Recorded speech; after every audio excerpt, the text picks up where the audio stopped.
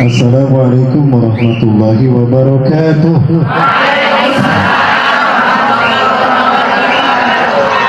Bismillahirrahmanirrahim. Alhamdulillahilladzi hadana li hadza wa ma kunna linahtadiya laula an hadanallah. Laqad ja'at rusulu rabbina bil haqq wa nudu an tudkhilul jannata uristumuha bima kuntum ta'malun. Asyhadu an la ilaha illallah wa la syarika lahu wa asyhadu anna Muhammadan abduhu wa rasuluhu alladzi la nabiyya ba'dahu. Allahumma shalli wa sallim ala habibina wa nabiyina Muhammad ibn Abdullah wa ala alihi wa sahbihi wa man walah. Masya Allah kan wa ma lam yasha lam yakun wa la haula wa la quwwata illa billah. Ma innahu lam takun wallah innahu lam takun fitnatun munzu zara Allahu dzurriyyata adama ila qiyamis saah fitnatan a'zam min ad-dajjal. Walam yab'ats Allahu nabiyyan qattu illa hadara ummatahu ad-dajjal kama hazzara Nuh qaumahu anhu. Angkat disahkan Allah. Kama qala Rasulullah sallallahu alaihi wasallam fi haditsin akhar, man qara'a 10 ayatin min awwali suratil kahfi usima anid dajjal. Sadaqallahu lazim sadaqar rasul karim wa ala dzalika lamin syahid. Semoga karunia yang sangat besar dari Allah Subhanahu wa taala, sore hari ini di hari Selasa di pertengahan bulan Safar, menjelang pertengahan bulan Safar 1445 Hijriah, bertepatan dengan tanggal 29 Agustus 2023. Allah takdirkan saya bisa hadir di majelis taklim Syamilah.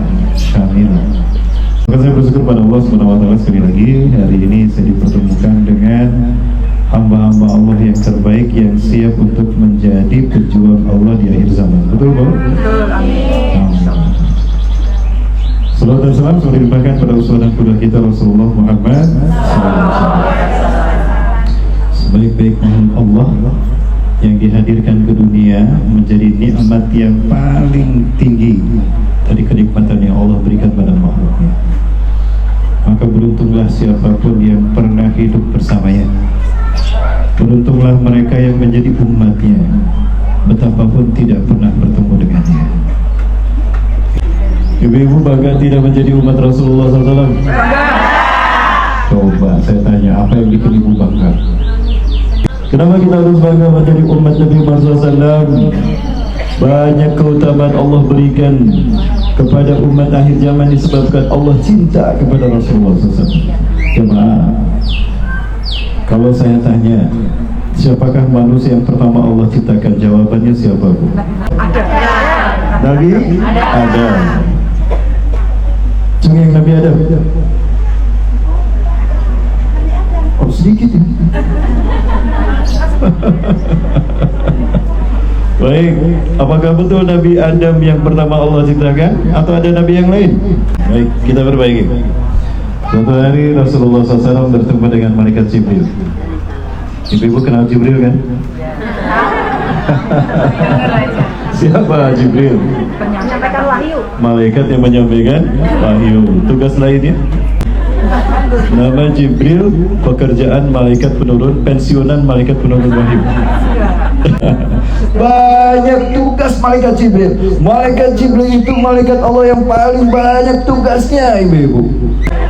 Setidaknya ada 5 tugas utama malaikat Jibril. Yang pertama, malaikat Jibril adalah khalifah Allah di langit. Apa, Bu? Khalifah Allah di langit. Yang kedua, muwasitatun bainallahi wal makhluk, yang menghubungkan antara Allah dengan makhluknya. Jika Allah hendak melakukan sesuatu pada makhluknya, Jibril perantaranya, muwasitah. Yang ketiga, tugas malaikat Jibril tadi apa? Menyampaikan wahyu kepada para nabi dan rasul. Yang keempat, tugas malaikat Jibril menimpakan azab kepada jin dan manusia dalam bentuk bencana. Jadi kalau ada terjadi bencana alam, itu pekerjaan malaikat Jibril, tugas malaikat Jibril. Yang kelima, mengisahkan Imam Mahdi yang akan berhadapan dengan Dajjal nanti di hari kebangkitan Islam. Baik, ibu-ibu dan bapak semua ada. Suatu hari Rasulullah bertanya pada malaikat Jibril, "Ya Jibril, kamu umur berapa?" Jibril, berapa usiamu? Berapa usiamu Jibril? Hakikatan la adri kam umri ya Rasulullah. Sebetulnya aku tidak tahu berapa umurku ya Rasulullah. Lakinnani ra'aitu najman bis sama ajmala najmin bis sama.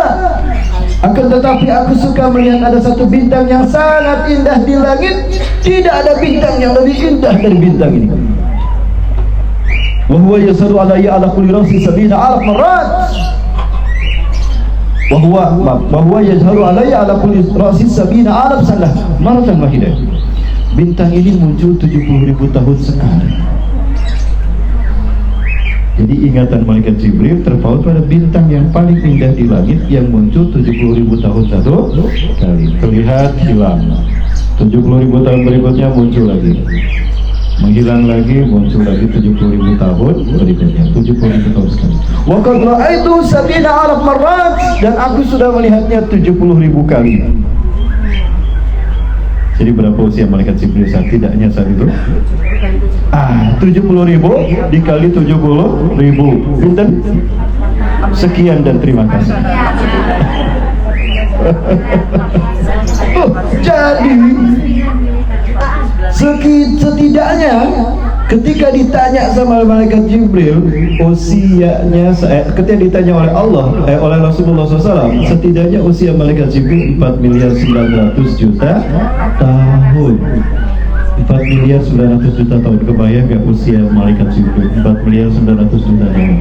Usia kita berapa persennya malaikat Jibril?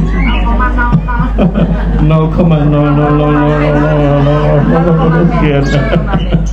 Allahu Akbar. Lalu Rasulullah SAW tersenyum. Jibril, atadri ma dzalika najm?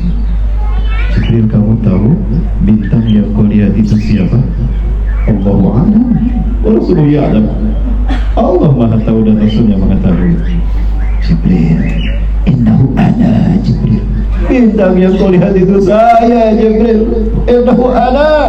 Bintang yang kau lihat itu saya. Allahu Akbar. Dibandingkan dengan malaikat Jibril, Rasulullah hadir lebih dulu di alam semesta. Sallallahu Nabi Muhammad. Jadi siapa manusia yang pertama Allah ciptakan? Rasulullah SAW. Di dalam kitab Qasasul Anbiya wal Mursalin karya Al-Hafiz Imam Ibnu Katsir rahimahullah, dinukilkan kisah ketika Allah menciptakan Nabi Adam. Lama khalaqallahu Adam mubasyaratan biyadaihi. Ketika Allah menciptakan Nabi Adam langsung dengan kekuasaannya.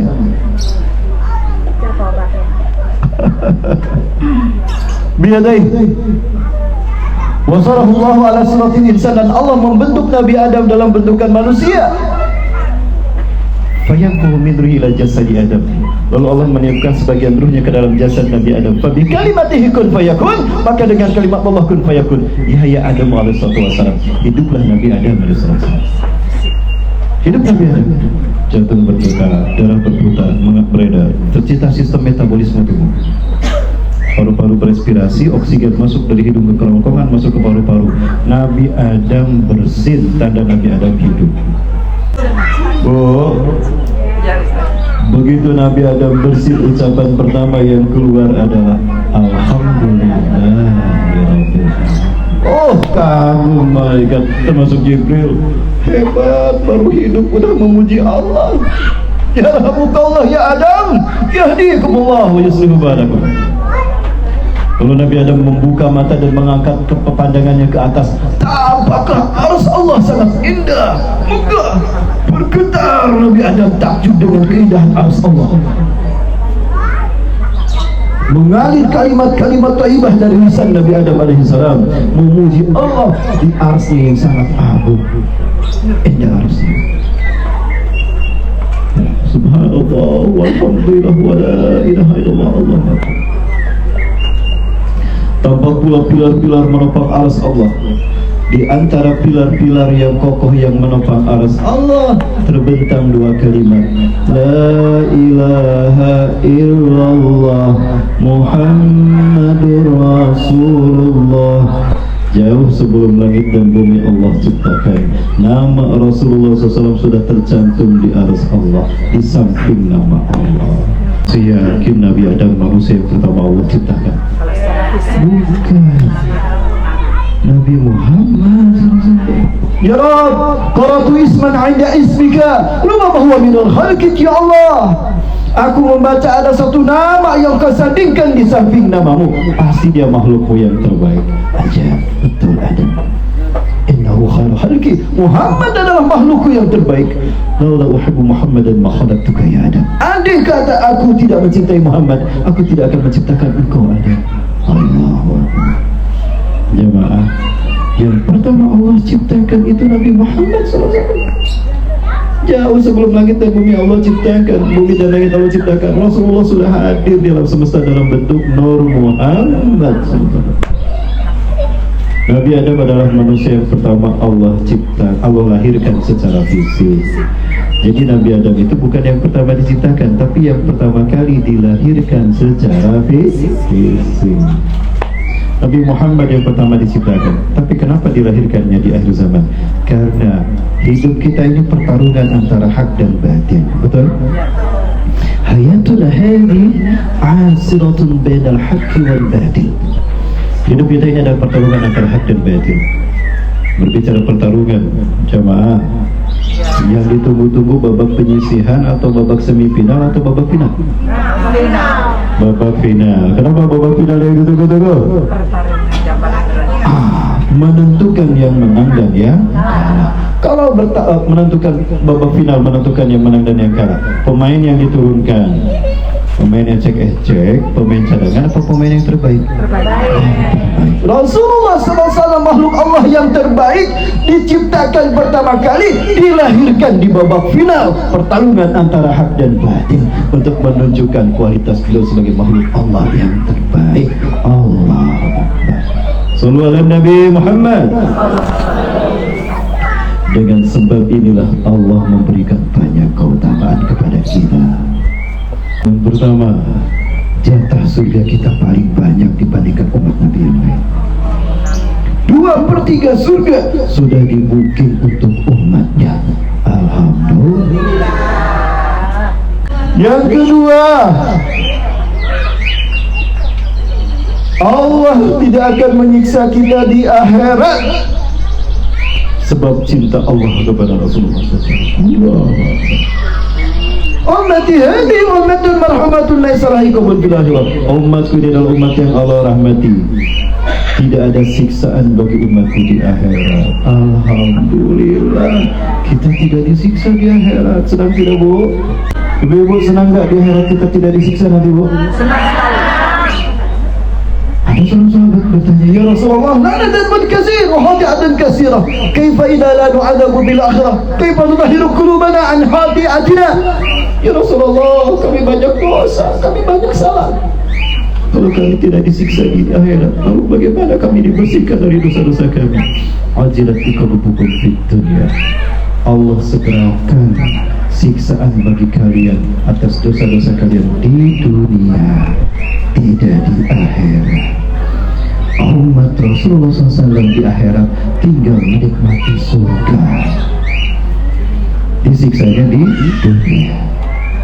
Dengan cara apa ya Rasulullah? Kaifa yakunu dzalik? Dengan cara apa Allah segerakan siksaan bagi kami di dunia sehingga kami di akhirat tidak disiksa? Ada 3 cara Allah segerakan siksaan bagi dosa-dosa kita di dunia. Yang pertama, bil fitani, dengan fitnah. Dengan fitnah. Yang kedua, wabil zalazila, dengan bencana alam. Yang ketiga, wabil qatli, dengan pembantaian. Jadi 3 cara inilah cara Allah mensegerakan siksaan kafarat atas dosa-dosa kita di dunia, sehingga di akhirat tinggal menikmati surga. Yang mana Allah Subhanahu wa Ta'ala, kenapa Allah memberikan keutamaan seperti itu? Karena kita hidup di zaman penuh dengan fitnah, dan fitnah yang terburuk adalah fitnah Dajjal Allah. Kita tidak sebelahkan Allah. Dia manusia seperti kita, matanya 2 seperti kita. Lalu kenapa orang-orang mengenal dia adalah makhluk yang bermata 1?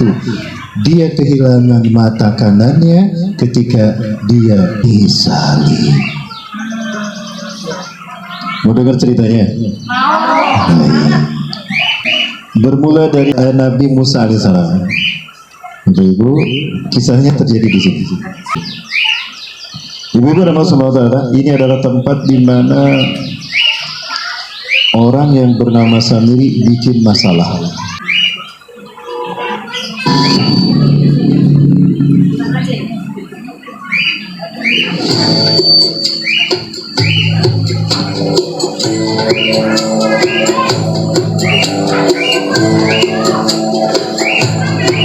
Subhanallah, walhamdulillah, wala ilaha illallah, wallahu akbar. Ini adalah tempat yang paling suci di dunia, tempat yang suci bagi umat Islam. Ini adalah lembah yang dinamakan lembah Tua. Disinilah inilah tempat di mana Nabi Musa mendapatkan wahyu pertama kali.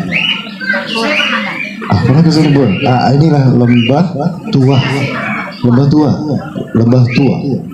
lembah yang tersuci keempat di muka bumi setelah Masjidil Haram, Masjid Nabawi, dan Masjidil Aqsa. Disinilah Nabi Musa alaihissalam menerima wahyu yang pertama kali. Belakang saya sini naik ke atas, sebelahnya ada gunung lagi. Itu namanya Tur Sinai. Karena ini namanya Sinai. Sinai inilah tempat yang menjadi tempat Allah mengutus Nabi Musa alaihissalam.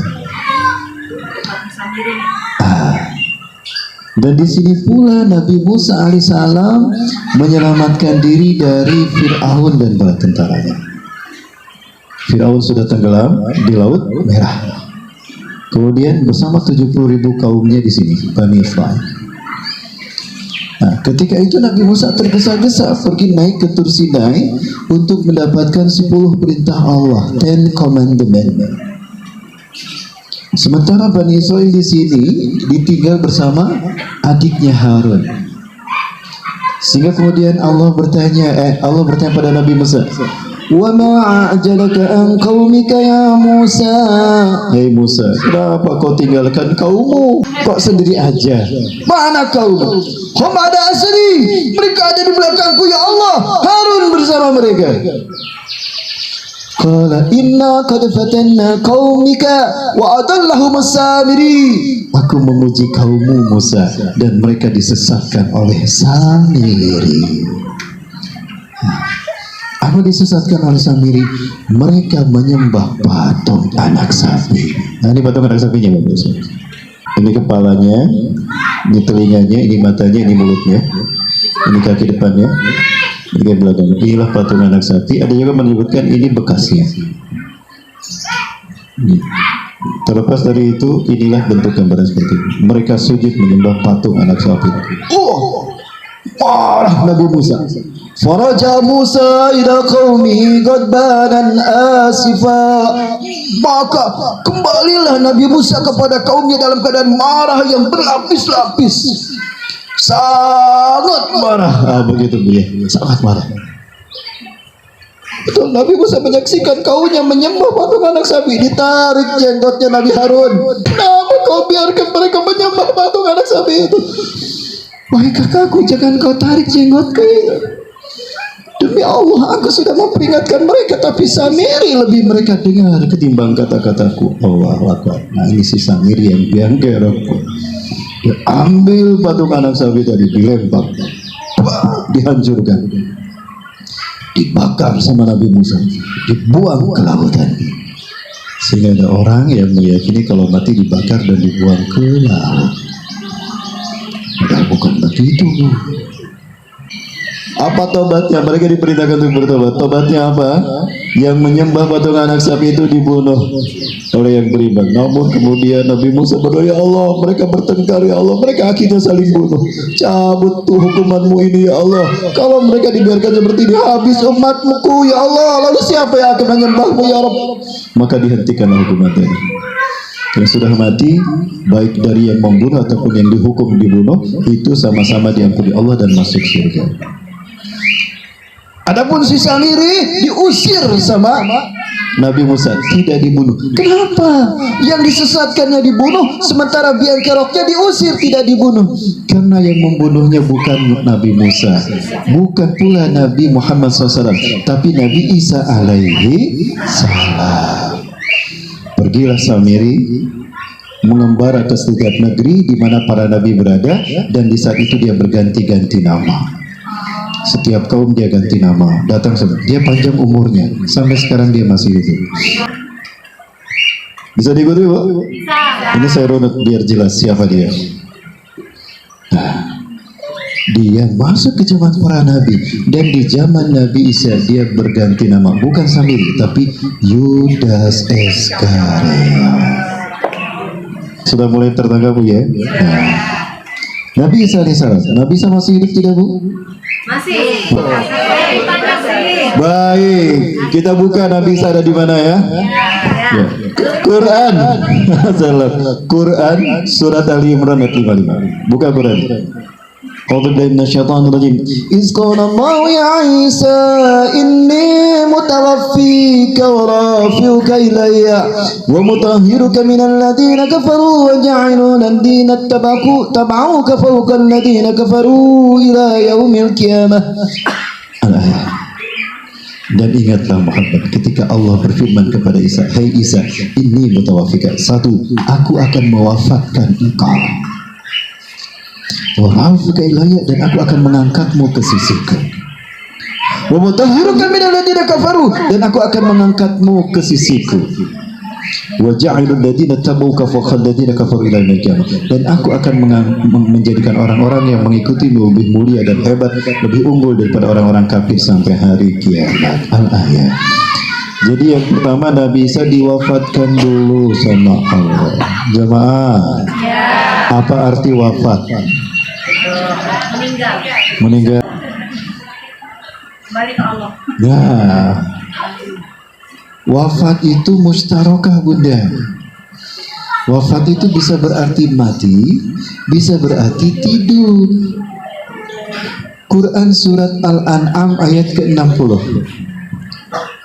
Wa huwa alladhi yatawaffakum bil-lail wa ya'lamu ma jarahtum bin-nahar. Dan dialah Allah yang telah mewafatkan kamu di waktu malam, dan Allah mengetahui apa yang kau lakukan di siang hari. Wafat dalam surat Al-An'am ayat ke-60 itu apa dia? Tidur. An-naumu akhul maut wa la yamutu ahlul jannah. Tidur itu sama dengan kematian, adik kakak. Dan ahli surga tidak akan mati. Al-An'am ayat ke-60.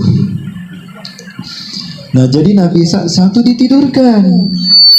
Wa rafaka ilayya, dan aku mengangkatmu ke sisiku. Jadi Nabi Isa sekarang sedang tidur di sisi Allah. Tidur di sisi Allah. Ustaz, sekarang kan 2023 Masehi, kok tidurnya ribuan tahun? Sebentar, tidurnya bukan di Kaliurang, tidurnya di sisi Allah. Lah, satu hari di sisi Allah apa sama dengan satu hari di dunia? Tidak. Wa kana miqdaru yaumi ka alfa sanatin mimma ta'uddun. Satu hari di sisi Allah 1000 tahun yang kalian hitung di dunia. Sekarang di dunia 2023, di sisi Allah baru 2 hari. Jadi Nabi Isa baru 2 hari tidur di sisi Allah. Berubah tidak?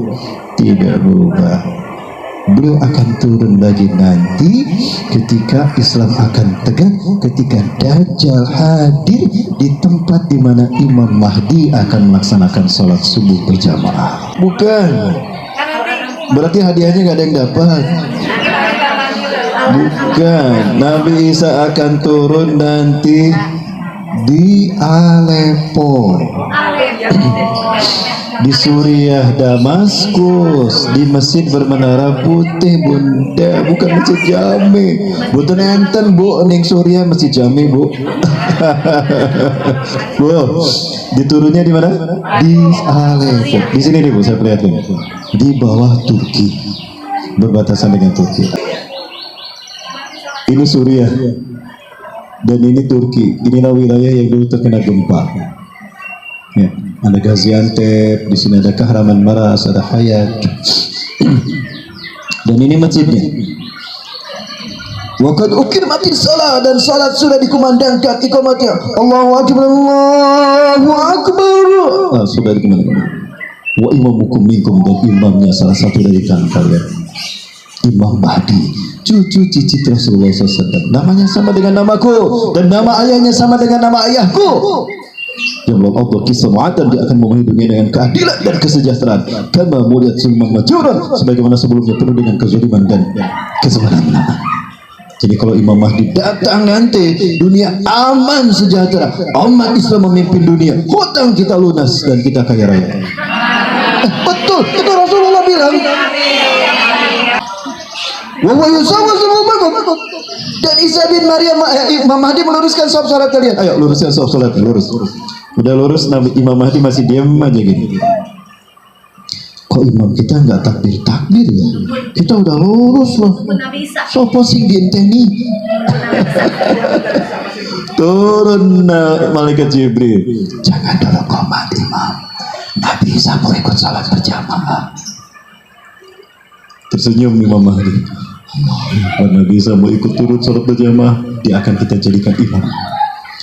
Fanazala Isa bin Maryam ala janahain malakain, maka Nabi SAW akan turun memegang sayap dua malaikat, menggunakan sayap dua malaikat. Indal manaratil bayda, di samping menara putih syarqiyah Damaskus, di Damaskus Timur. Inilah satu-satunya masjid yang punya menara putih di Suriah adalah masjid ini, jamaah. Disinilah nanti Nabi Isa akan turun. Jamaah. Nah, maka Imam Mahdi mengatakan, "Tali Nabi Allah. Assalamualaikum ya Nabi Allah." Kebayang ketemu Nabi Isa. "Tali Nabi Rasulullah. Mari Nabi Allah imam kami salat." Apakah Nabi Isa jadi imam salat? Tidak. Didorong di Imam Mahdi. La taqaddam hadhihi uqimat salat. Ente ke depan. Ini salat dikumandangkan untukmu. Azan dan qomat hanya untukmu, bukan untukku. Syukur matulana hadil ummah. Allah Akbar. Nabi Isa makmum di belakang Imam Mahdi. Ini menunjukkan siapa yang lebih mulia? Imam Mahdi. Bukan. Rasulullah SAW. Siapapun Nabi dan Rasul Allah yang hidup di zaman Rasulullah SAW wajib meninggalkan tugas kenabiannya dan bergabung menjadi umatnya. Pelajari Quran surat Ali Imran ayat 8182. Itu kita akan tahu kenapa Nabi Isa menolak Imam Syafi'i. Apa yang terjadi kemudian jemaah? Itu tadi mulianya Rasulullah SAW. Sampai-sampai Nabi Rasulullah mengatakan, "Lau kana Musa wa Isa hayyain." Andai kata Musa ada di sana, Isa ada di sana, lama wusiahuma. Allah tidak akan melapangkan urusan hidup mereka. Hatta itba'ani, sampai mereka datang menjadi umatku. Allahu Akbar. Sallu ala Nabi Muhammad. Allahumma shalli wa sallim. Maka sholatnya di masjid ini. Sholatnya. Selesai sholat, apa kata Nabi SAW? Iftahil bab, iftahil bab. Buka pintu itu. Ketika pintu ini dibuka, tampaklah Dajjal dengan 70.000 pasukannya. Sayati alaikum Dajjal wa yattabi'unahu sab'una alaf al-yahud min wadi Isfahan ala jabhatil farash. Dajjal akan datang kepada kalian dan dia akan diikuti oleh 70.000 pengikutnya, orang Yahudi dari Isfahan Iran menggunakan jubah Persia. Begitu dibuka pintu ini, Nabi Musa, Rasulullah bersabda, harumnya napas Nabi Isa akan tercium sejauh mata memandang. Sekali lagi, harumnya napas Nabi Isa akan tercium sejauh mata memandang. Dan jika orang kafir menciumnya, wa idza yasabhumul kafirun matu bi nafsihi baghtatan, maka orang kafir itu akan mati. jika mencium nafas Nabi Isa. Adapun orang Islam, orang yang beriman, harum sekali ya Allah. Kayak dibuka pintu ini maka mati lampu, mati semuanya. Bukan semuanya, yang di depan tuh. Yang sisanya lari tukang lama. Oh, sambil begitu dikejar sama kaum muslimin. Walau yahtabir min wari syajar wa hajar, walaupun mereka bersembunyi di balik batu dan pohon, takudu syajar wa hajar, batu dan pohon akan berkata, ya muslim, ya mu'min, ta'al fi marailah qabdahu. Hai muslim, mu'min, sini, di belakangku ada Yahudi, bunuhlah dia. Illa gorkot, kecuali pohon gorkot, fa innaha syajaratul yahud, karena gorkot adalah pohon Yahudi. Nah ini dia Bu. Ini pohon gorkot, Bu. Oh iya, benar. Yang hijau kan.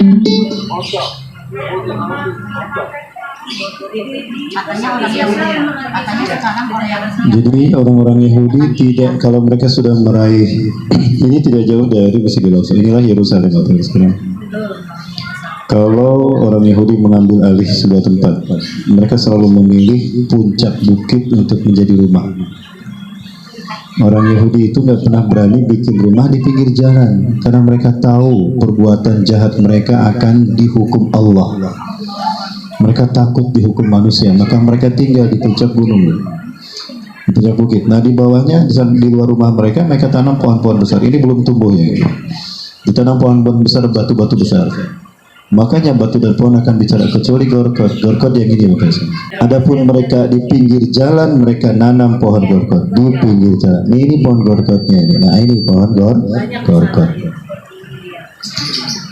Turunnya Nabi Isa nanti untuk membunuh Dajjal salah satunya. Kenapa harus Nabi Isa yang membunuh Dajjal?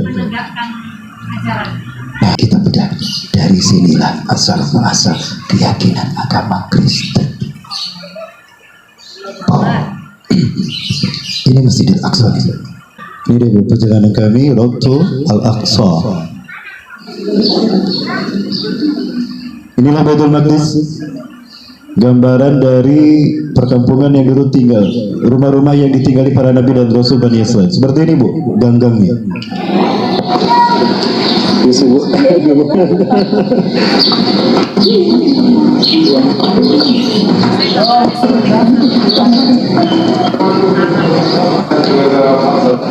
Nah, setiap pintu gerbang Al-Aqsa itu berwarna hijau, dijaga oleh tentara-tentara Yahudi dengan senjata mereka lengkap.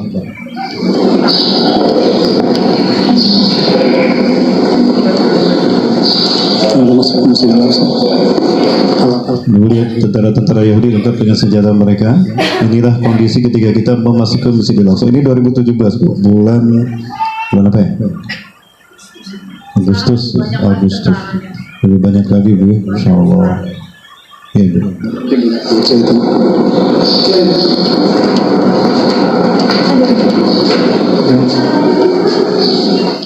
Dia melihat ada kamera di dada saya. Saya biarkan menyala, tapi saya tutup karena saya butuh dokumentasi ini Bu. Saya butuh dokumentasi ini. Ini nekat memang saya.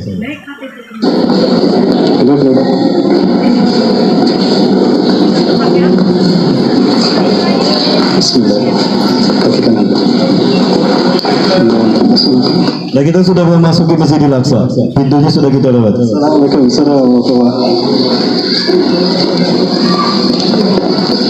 Assalamualaikum. Ramah-ramah Bu, umat Islam yang ada di dalamnya. Tapi kakek-kakek, nenek-nenek, karena yang muda-muda dari Palestina tidak boleh masuk. Ada pemuda masuk ditembak nanti.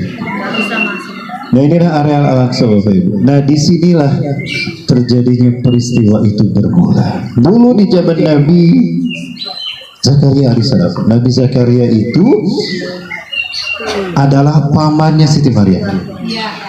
Nabi Isa punya istri. Nabi Zakaria, salah ngomong. Nabi Zakaria punya istri. Istrinya Nabi Zakaria itu bersaudara dengan ibunya Siti Maryam. Kalau ayahnya Siti Maryam bernama Imran. Ibunya Siti Maryam siapa namanya? Ibu Imran, betul. Ibu Imran.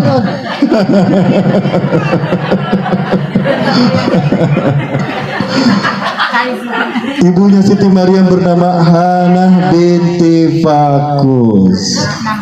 Hana binti Fakus.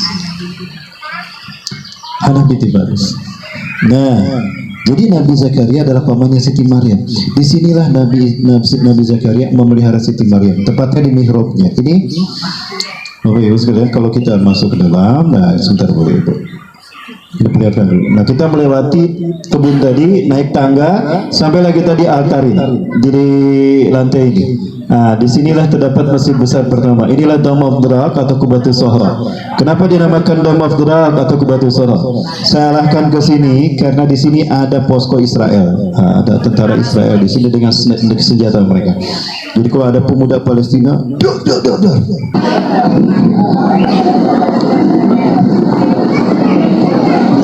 Nah, kalau di sini kita boleh menggunakan kamera. Nah, inilah masjid. Kenapa dinamakan Dome of the Rock? Karena di dalamnya ada batu Mi'raj yang dinaiki Rasulullah ke Sidratul Muntaha. Sidrah itu terminal, Muntaha penghabisan. Baik.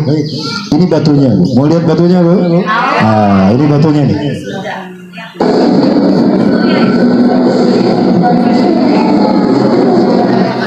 Inilah batu di mana Rasulullah SAW dulu berdiri ketika naik ke Sidratul Muntaha bersama malaikat Jibril.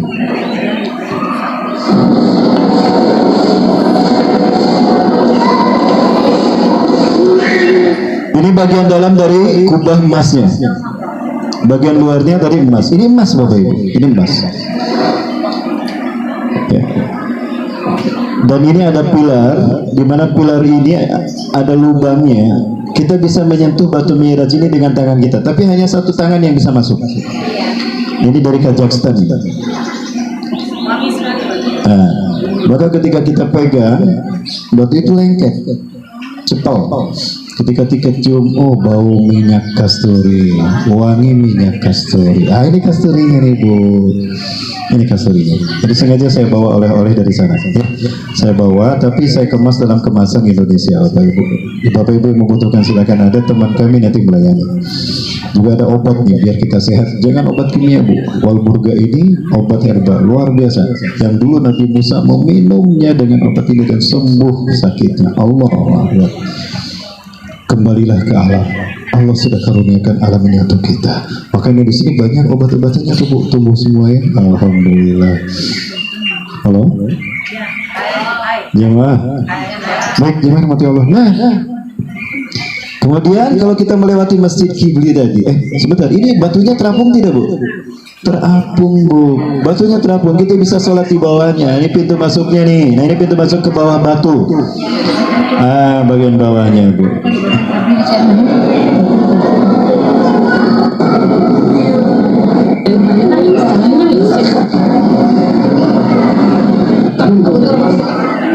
Ini bagian bawah. Kita bisa sholat, mungkin 20 orang bisa sholat di bawah batu. Nah, kemudian kita melewati Masjid Kubatus Sohra tadi Masjid Kubatus Sohra. Lalu kita sampai ke Masjid Kibli. Ya, ini Masjid Kibli Bapak Ibu.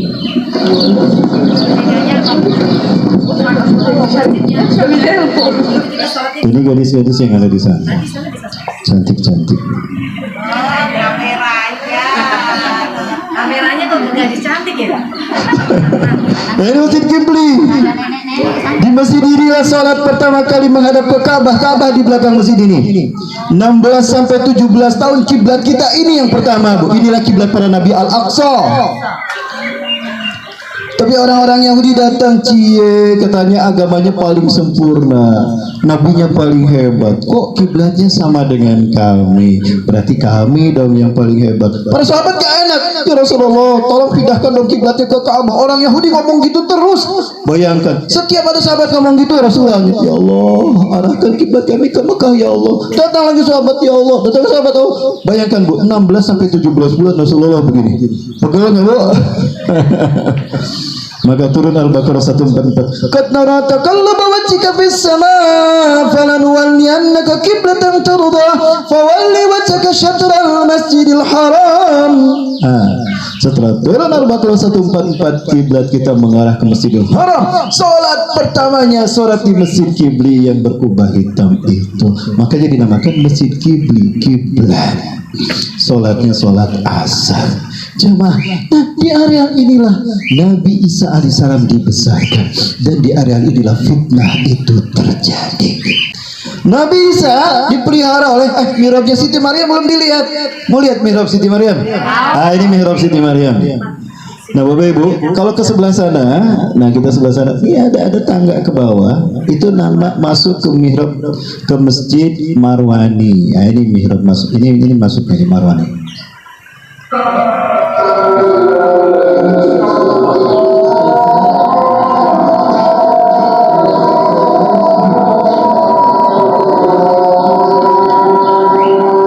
Nah ini, tadi lantainya di atas kan, ini turun ke bawah. Nah ini larang yang dilalui Rasulullah ketika memasukinya. Ini ruangan di mana Nabi Daud dan Nabi Sulaiman mengajarkan Islam kepada umatnya. Ini mantan pacar saya. Oh yang ini. Dulu belum bercadar, sekarang udah bercadar. Ini suasana Masjid Marwani. Yang barusan tadi ada asar. Saya sudah jamak qasar takdim. Di sinilah Rasulullah berdiri menjadi imam salat 1500 nabi dan rasul. Ke sebelah sana, ini ada tangga menuju mihrab Siti Maryam.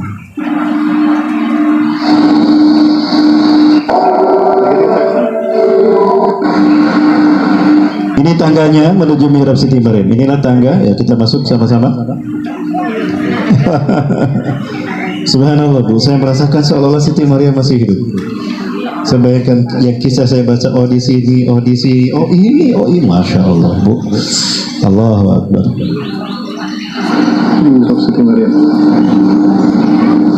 Ibu-ibu sayang sekali, kamera yang saya bawa portable, hampir nyaris sebesar ini, karena saya harus menyelamatkannya dari screen orang-orang Yahudi. Pintunya pintu teralis. Nah ini pintunya. Kita lihat dari pintunya bagaimana suasana bagian dalam mihrab Siti Maryam. Ini bagian dalam mihrab Siti Maryam. Luar biasa. Seolah-olah Siti Maryam masih ada. Dingin rasanya. Sejuk luar biasa. Nah, ibu-ibu rahmati Allah Subhanahu wa taala, ya, di Masjidil Aqsa inilah Allah Subhanahu wa taala memerintahkan Nabi Zakaria memelihara Nabi Isa alaihissalam. Ya. Nah, saat itu Allah sudah memberikan karunia kepada Nabi Zakaria Yahya. Betapapun sudah tua, tapi Nabi Zakaria sudah punya Yahya. Jadi hampir satu usia tuh, seangkatan Nabi Yahya dengan Nabi Isa. Dua-duanya dibawa, diasuh di Masjidil Aqsa ini. Dan apa yang terjadi? Para pendeta Sanhedrin, pendeta Sanhedrin dari Yahudi, mereka ahli kitab. Mereka merubah Taurat dari tempatnya. Yuharifuna al-kalima an mawadih. Mereka menghapus Taurat dari tempatnya. Summa yaktubuna al-kitaba bi aydihim. Lalu diganti dengan ayat yang mereka karang dan mereka tulis dengan tangan mereka sendiri. Summa yaquluna hadza min indillah. Lalu mengatakan ini datang dari Allah. Padahal wa ma huwa min indillah, dia bukan dari Allah. Maka ketika mereka mengajarkan Taurat palsu, terbongkar sama Nabi Isa yang baru 7 tahun. Kok mereka bilang Taurat kayak gitu? Ini bukan Taurat nih. Makanya selain Injil Allah wahyukan kepada Nabi Isa, Allah ilhamkan Taurat untuk meluruskan kejahatan dari pendeta Sanhedrin, memalsukan Taurat. Mereka ganti dengan ayat yang baru, dan itulah yang kita kenal dengan nama Talmud. Talmud itu palsu, Taurat palsu. Nabi Isa alaihissalam naik ke atas meja, bertolak pinggang begini, mengatakan, wailun lakum, celaka kalian, innakum tuharifuna al-kalima an mawadih. Kalian telah menghapus Taurat dari tempatnya. Taurat bukan begitu. Nih, Taurat begini nih. A'udzubillahi minasyaitonir rajim, bla bla bla. Di antara bunyi Taurat yang Nabi Isa alaihissalam bacakan adalah firman Allah. Inni إني باعث من ولد إسماعيل نبيا اسمه أحمد فمن آمن بي فقد اهتدى ورشدا ومن لم يؤمن بي فهو ملعون إلى يوم القيامة. Dibacakan ayat itu sama Nabi Isa. Itu Taurat. Inni ba'ithun, sesungguhnya aku akan mengutus min waladi Ismail, dari keturunan Ismail nabiyan, seorang nabi ismuhu Ahmad, namanya Ahmad. Man amana bihi faqad ihtada wa rusyida. Siapa yang beriman padanya dia mendapatkan petunjuk ke jalan yang lurus. Wa man lam yu'min bihi fa huwa mal'unun ila yaumil qiyamah. Tidak beriman padanya terkutuk dia sampai hari kiamat. Oh iya dia nak. Betul nak, itu Taurat yang sesungguhnya. Maaf Bapak lupa. Setiap pendeta Sanhedrin yang ceramah menyampaikan Taurat palsu dibantah sama Nabi Isa. Maka dongko tuh semua para pendeta Sanhedrin yang ada di sekitar sini. Kumpul. Ini anak kalau dibiarin tekor kita, ketahuan kejahatan kita, kebohongan kita, kita memasukkan Taurat. Gimana nih? Anak ini gak bisa dibiarkan. Betul, kita bunuh dia. Tunggu, betul, saya sepakat dibunuh. Gimana caranya? Sampaikan ini karena Nabi Isa, Nabi dan Rasul kita, dan kita harus menyelamatkan, dan kita wajib beriman pada Nabi Isa kan? Nah, maka sepakatlah mereka. Begini, kita kan sudah terbiasa ngarang ayat-ayat palsu, betul? Kita bikin aja ayat palsu untuk menyingkirkan si Isa bin Maryam. Gimana caranya? Nih, saya sudah punya ayat-ayat palsunya.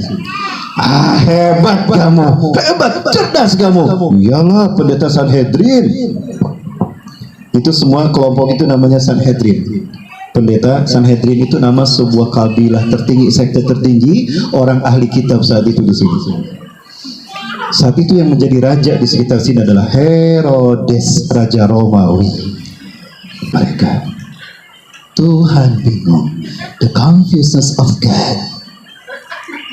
Benar Pak? Kenapa Tuhan bingung? Ceritanya gini, dulu ketika Adam bapak manusia dulu melanggar larangan Allah memakan buah-buahan kayu huldi, Tuhan Allah akan menghukum mereka Adam. Ketika Allah akan menghukum, Tuhan akan menghukum Adam. Aduh kasihan Adam, kalau aku sentuh dengan cambukku ini, jangankan Adam, alam semesta aku sentil hancur, apalagi Adam. Dia akan menderita kesakitan kalau aku hukum. Dia lemah, nggak jadi dihukum. Tapi dia bersalah, harus dihukum. Bingung Tuhan, hukum jangan, hukum. Nah itu the confuseness of God.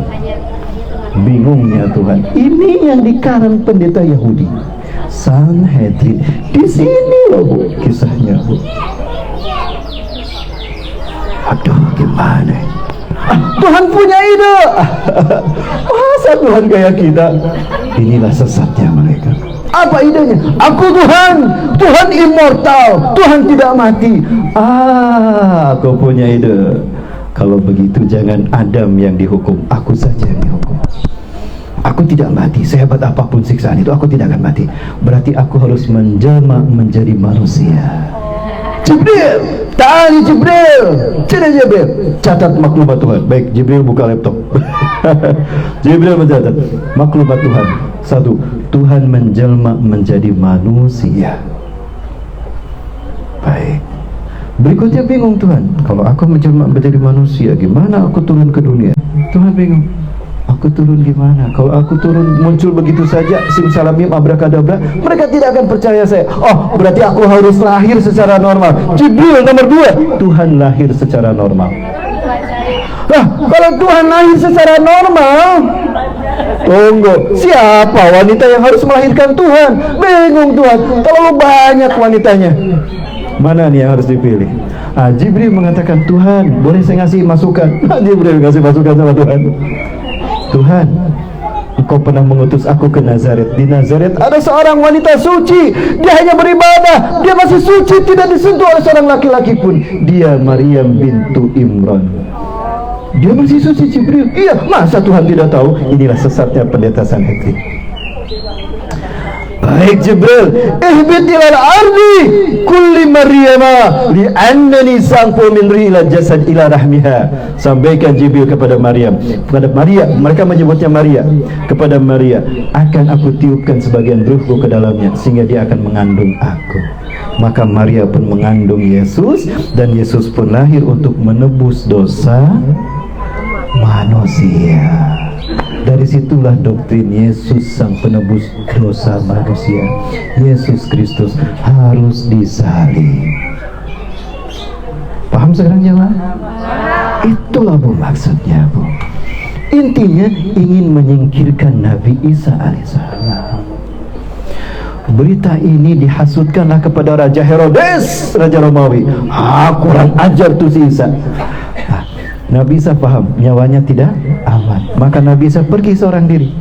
Siti Maryam memang sudah meninggal dunia, Nabi Zakaria pun sudah meninggal, dan Nabi Yahya. Nabi Yahya disembelih di masjid yang tadi kita lihat, Masjid Marwani. Disembelih atas bujukan Herodias, karena Herodes ingin menikahi Herodias. Kalau kamu ingin menikah dengan saya, kata Herodias, cantik memang, kamu harus memberikan maharnya. Apa maharnya? Kepala Yahya. Kenapa Nabi Yahya harus disembelih? Karena Nabi Yahya menolak cinta Herodias. Ganteng Nabi Yahya, Herodias ingin menjadi kekasihnya, ditolak sama Siti Nabi Yahya, maka disembelih Nabi Yahya. Nabi Zakaria bingung, mana harus saleh, sudah kakek-kakek, ada pohon membelah diri. Ya Nabi Allah, ihtabi'an nafsaka fiyya. Hei Nabi Allah, sembunyilah di dalam tubuhku. Pohon itu membelah. Nabi Zakaria masuk. Sayang sekali, pohon itu ketika Nabi Zakaria masuk dia sudah tertutup. Sorbannya ditarik sama iblis. Maka ketika pohonnya nutup, sorbannya nongol. Kamu di sini Zakaria bersembunyi. Ini sorban, berarti ini pundakmu, ini pinggangnya. Digergajilah pinggangnya.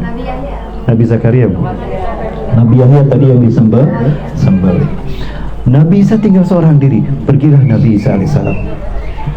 Ketika ada satu kaum, di mana di kaum itu ada orang yang buta sejak lahir, diusap masahayam sahum masihun. Diusap masahayam sahum masihun. Bismillahirrahmanirrahim. Bisa melihat, siapa engkau nak? Usianya saat itu 9 tahun. 9 tahun Nabi Isa. Ya. Kok kamu bisa menyembuhkan aku buta sejak lahir? Siapa engkau nak? Jangan-jangan engkau Tuhan? Bukan Pak, aku bukan Tuhan.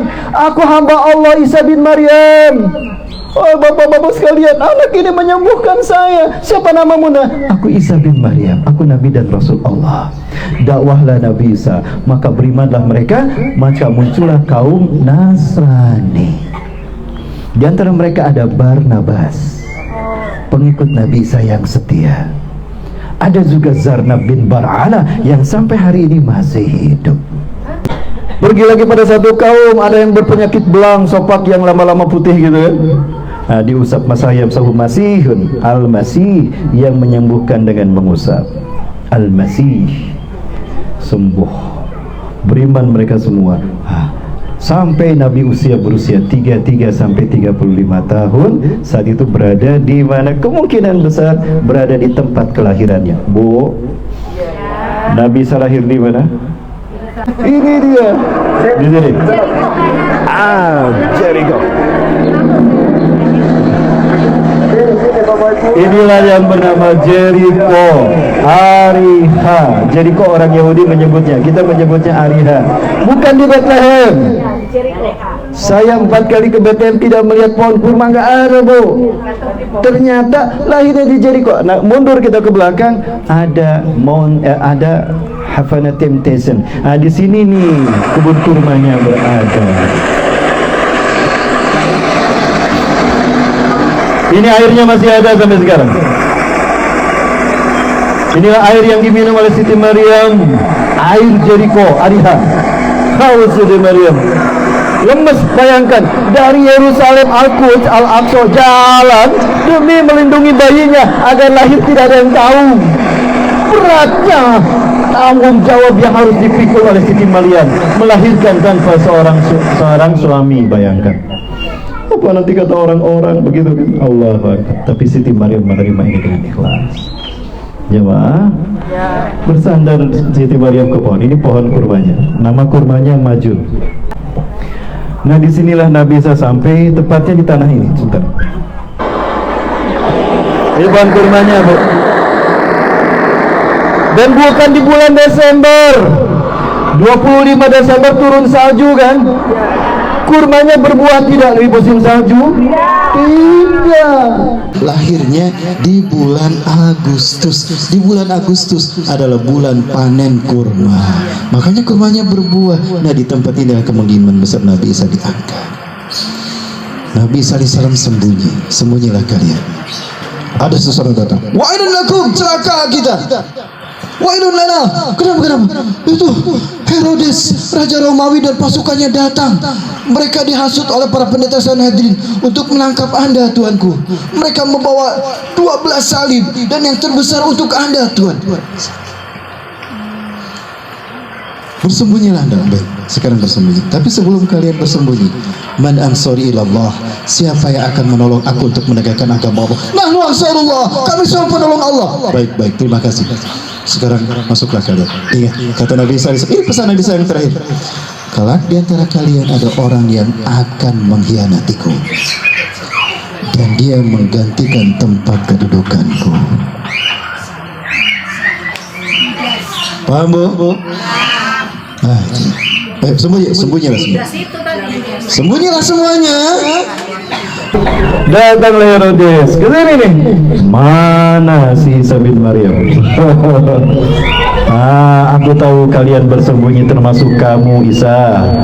Gini saja, ini kebijaksanaan. Kata Herodes, siapa di antara kalian, hei pengikut Isa, yang mau memberitahukan di mana Isa bin Maryam bersembunyi, aku akan mengangkatnya menjadi patihku dan akan aku gaji dia dengan sepertiga kekayaanku. Yudas Iskariot, dia tertarik. Aku butuh kekuasaan untuk mempengaruhi manusia, untuk menyesatkan manusia, dan aku butuh kekayaan untuk keliling dunia. Ini yang aku inginkan. Keluar dia.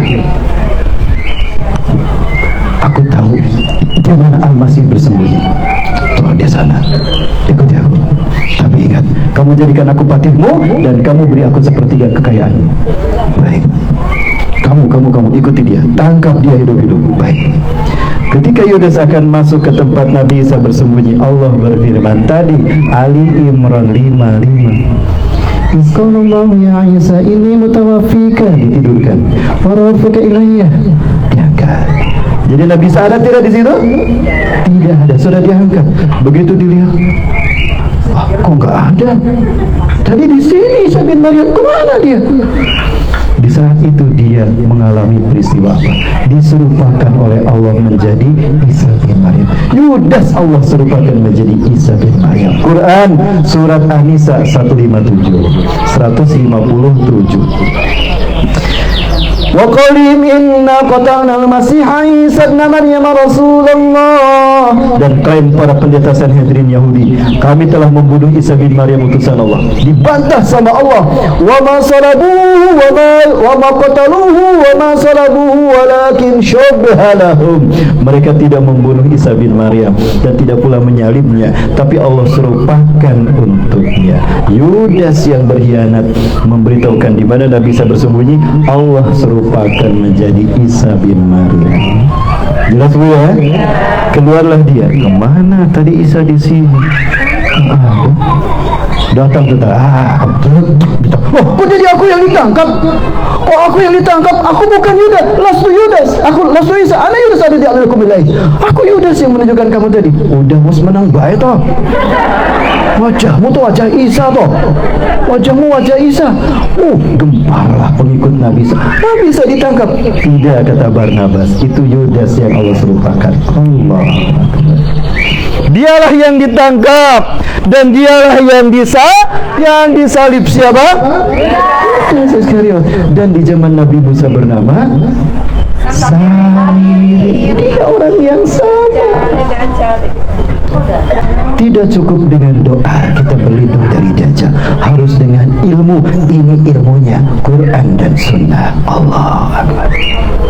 Dengan Quran dan Sunnah kita mudah siap dajjal. yang benar ya Allah. Kok aku yang ditangkap? Ditidurkan dia, dipaku kaki dan tangannya disalib. Di saat itu dia menyaksikan Nabi Isa diangkat ke langit. Dia berkata, Ali, Ali lama sabahtani, Ali lama sabahtani. Tuhanku, Tuhanku, kenapa kau tinggalkan aku? Tuhan bahasa Ibraninya Eli. Israeli, Isra gelar Nabi Yakub, Israeli Allah, Israeli kekasih Allah. Halo. Ya. Nah, disaliblah dia, diaraklah dia, diarak ke Bukit Golgota. Itulah perayaan Paskah. Lihat perayaan Paskah kan berdarah-darah kan, Nabi bersalib. Herodes memegang pedang di tangan kanannya, Old Testament di tangan kiri, Perjanjian Lama di tangan kirinya. Itu pedang ditusuk-tusukkan. Begitu darah mengalir, tercucur, diambil, diminum.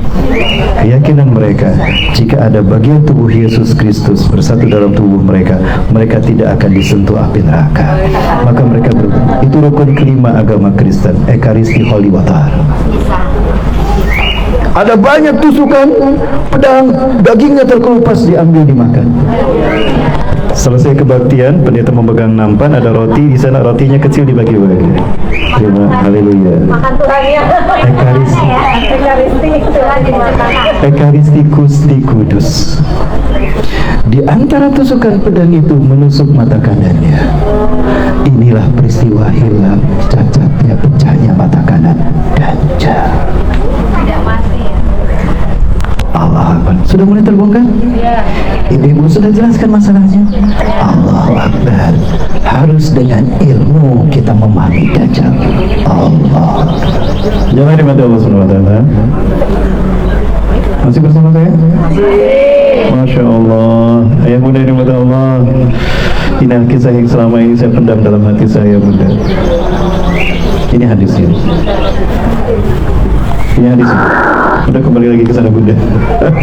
Dia ada jadi. Qala Abdullah, berkatalah Abdullah, qama Rasulullah sallallahu alaihi wasallam, berdirilah Rasulullah sallallahu alaihi wasallam di tengah-tengah manusia. Fa asna Allah, maka Rasulullah memuji Allah bima huwa ahlu, sebagaimana memang Rasulullah adalah yang paling pandai memuji Allah. Summa zakara Dajjal, Rasulullah bercerita tentang Dajjal. Faqal, maka Rasulullah bersabda, inni unzirukumah, aku peringatkan kalian tentang Dajjal. Wa ma min nabiyyin, dan tidak seorang nabi pun illa wa qad anzarahu qaumahu anhu, ila anzarahu qaumah, melainkan mereka mengingatkan tentang Dajjal kepada kaumnya. Laqad anzara Nuh, laqad anzarahu Nuh, sungguh Nabi Nuh telah memperingatkan Dajjal kepada kaumnya, kaumah. Walakin, ini yang menarik. Halo. Ya. Walakini, akan tetapi aku sa'akulu akan aku katakan kepada kalian qaulan, satu hal, perkataan lam yakulhu nabiyyun qauli qaumi, yang belum ada seorang nabi pun yang menyampaikannya tentang Dajjal. Jadi cuma Rasulullah yang tahu tentang yang satu ini terkait dengan Dajjal. Apa itu? Ta'lamuna annahu a'war, kalian tahu Dajjal pecah mata kanannya. Wa anna Allah laisa bi'awar, dan Allah tidak pecah mata kanannya. Jadi kalau ada laki-laki pecah mata kanan yang ngaku Allah, dialah Dajjal. Jadi kenapa hanya Rasulullah yang tahu kalau Dajjal hancur pecah mata kanannya? Karena peristiwa pecahnya mata kanan Dajjal tertusuk oleh pedang Herodes terjadi setelah Nabi Isa diangkat. Betul? Maka Nabi Adam sampai Nabi Isa tidak tahu kalau Dajjal pecah mata kanannya, yang tersisa satu. Cuma Rasulullah yang tahu, karena Nabi berikutnya yang diutus adalah Nabi Muhammad SAW. Bunda, dikuburlah dia di bukit Golgota. Golgota artinya tengkorak. Karena siapapun yang disalib di sana mati, daging-daging yang dimakan burung hingga tinggal tulang belulangnya, tinggal tengkoraknya, maka dinamakan Golgota. Disitulah disitulah Yudas dikuburkan. Ketika Yudas dikuburkan, 3 hari 3 malam ditunggu sama Barnabas. Akan aku buktikan kalau dia masih hidup, berarti Yudas adalah Dajjal. Kalau dia sudah mati, berarti Yudas manusia biasa. Ayo kita. Itu sudah 3 hari 3 malam. Di tengah malam digalilah kuburannya. Digali. Ketika dilihat masih bernapas, dia masih hidup, berarti dia Dajjal. Angkat. Diambil kain kafannya, diangkat, bersihkan. Pecah matanya, berdarah. Banyak tumpuk darah, tusukan pedang. Diselamatkan sama Barnabas, bertahun-tahun diobati sama Barnabas. Suatu hari Barnabas sedang bekerja. Barnabas, lihatlah aku. Apa Yudas? Aku bukan Yudas, akulah Isa bin Maryam. Berimanlah padaku. Benar, kamu Dajjal, pergi kamu. Diusir sama Barnabas. Kenapa tidak dibunuh? Yang membunuhnya Nabi Isa alaihi salam. Jadi yang digantung di tiang salib siapa? Bukan Nabi Isa, tapi Yudas. Dan dia adalah Samiri di zaman Nabi Musa. Dan dia adalah Makanya kenapa Nabi Isa yang akan makanya hanya Nabi Isa yang membunuhnya, Bunda. Luar biasa, Allahu Akbar. Makanya Nabi Isa diangkat dulu, ditidurkan dulu di sisi Allah, biar tidak berubah tubuhnya. Makanya diangkat ke sisi Allah, ditidurkan. Allahu Akbar. Inilah kebenaran yang telah didustakan manusia. Maka bersyukurlah kita menjadi seorang muslim. Kebenaran tampak di depan kita. Betul jemaah? Saya mau bicara sejarah siapa Dajjal yang sesungguhnya. Berikutnya, seperti apa fitnah Dajjal, makin ramai lagi. Di antara fitnah Dajjal, dia adalah satu bentuk ritual yang sangat disukai generasi milenial. Ritual Dajjal sangat disukai mereka. Inilah ritual Dajjal. Subhanallah, saya merinding menyaksikan semua pasal yang entah mana menyambungkannya terjawab semua, nyambung semua seketika. Pembahasan kita makin serius. Dan kenapa harus Siratal Mustaqim? Ingat, ritual-ritual musik-musik yang dipertontonkan, yang merupakan ritual pemujaan kepada iblis dan Dajjal, selalu ada segitiga dan satu mata, dan segitiganya terputus, dan selalu ada api dan cahaya. Itu ritual pemujaan iblis dan Dajjal yang gadis-gadis milenial sangat senang mengikutinya. Kenapa? Karena itu musik yang mereka sukai, apalagi yang nyanyinya orang-orang K-pop. Hati-hati Bunda, jangan biarkan putra-putrinya terkena sihir Dajjal. Perhatikan, di pesantren rapi jilbabnya, setiap hari belajar Islam, tapi karena mereka menyukai ini, kenalah dia. Bukan hanya sekedar musik Koreanya, bukan hanya sekedar K-popnya, tapi ini adalah pesan-pesan juga yang hanya membuat K-pop itu dari sisi keindahan satu, musik dan koreografi. Setiap musik yang mereka buat itu ada pesan tersembunyi generasi muda kita yang menjadi aset bangsa dengan cinta sesuatu. Jadi Bunda, halus luar biasa. Maka selamatkan anak-anak kita. Waspada kalau ada anak kita yang suka K-pop. Memang indah, ya, gadisnya cantik-cantik, mulus-mulus, putih-putih. Ya itulah mereka untuk menciptakan keindahan di mata syahwat. Setelah syahwat yang mengikuti, mudahlah disesatkan. Allah Akbar. Di seluruh dunia, bukan hanya di Indonesia. Yang tadi di Jawa Barat, dan ini di seluruh dunia. Beginilah cara setan pengikut Dajjal dan iblis ketika mereka terpojok dengan ayat-ayat Quran. Mereka berlindung pada iblis dan Dajjal dengan mengangkat tangannya seperti ini. Kasih tahu anak-anak kita, jangan mengangkat tangan seperti ini. Murtad, hancur tauhid dia. Orang yang mengangkat tangannya seperti ini berarti dia meyakini iblis dan Dajjal Tuhan mereka. Bayangkan ibu-ibu, jilbabnya pun panjang. Mereka ada di negara-negara Islam, di Arab ini Bapak Ibu. Hati-hati. Setidaknya kita sudah tahu siapa Dajjal. Berikutnya nanti kita bahas kapan Dajjal mulai dia akan menyesatkan manusia. Ketika dia bertemu dengan iblis. Simbol pertemuan iblis dan Dajjal ini, di mana mereka bertemu? Di segitiga Bermuda. Ya Bunda, dimati Allah. Terima kasih ya Bunda. Terima kasih Bunda. Terima kasih Majelis Taklim Syamila. Insya Allah kita lanjutkan pembahasan kita sampai kepada pasukan Indonesia yang akan bersama Nabi Isa membebaskan Palestina, menyaksikan dibunuhnya Dajjal. Takbir! Alhamdulillah. Terima kasih yang benar dari Allah. Assalamualaikum warahmatullahi wabarakatuh.